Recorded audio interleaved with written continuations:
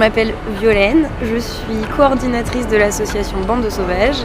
Bande de Sauvages, c'est une association qui existe depuis 2012, qu'on a créée parce qu'on était à l'époque une bande de copains qui avaient envie de faire de l'écologie, et à ce moment-là, on trouvait qu'il n'y avait rien de très marrant pour le faire. Donc c'est une association qu'on a créée pour développer des systèmes écologiques et économiques, et en même temps faire des choses ensemble, rencontrer les gens et partager des choses.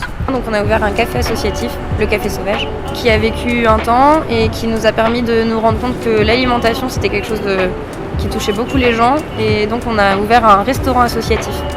Un restaurant très particulier parce que c'est un restaurant où des gens peuvent être bénévoles, où on mange plutôt une alimentation durable. Je dis plutôt parce qu'on a une charte très précise d'une alimentation qu'on a vraiment envie de mettre en avant, donc plutôt des légumes, plutôt du local, plutôt du saison, bio, etc.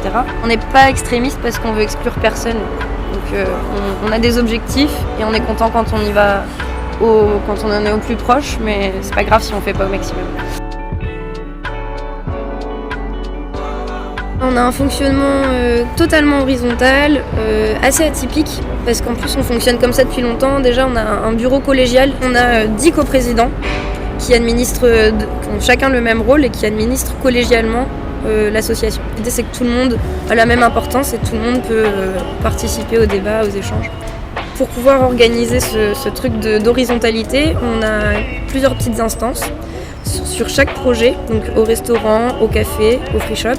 On a une réunion qu'on appelle le comité de pilotage qui a lieu à une certaine régularité. La plupart, c'est toutes les 2 semaines. C'est une réunion à laquelle n'importe qui peut venir assister et n'importe qui peut participer aux échanges, aux débats et prendre les décisions avec nous. N'importe qui peut venir proposer par exemple un atelier couture pour le café.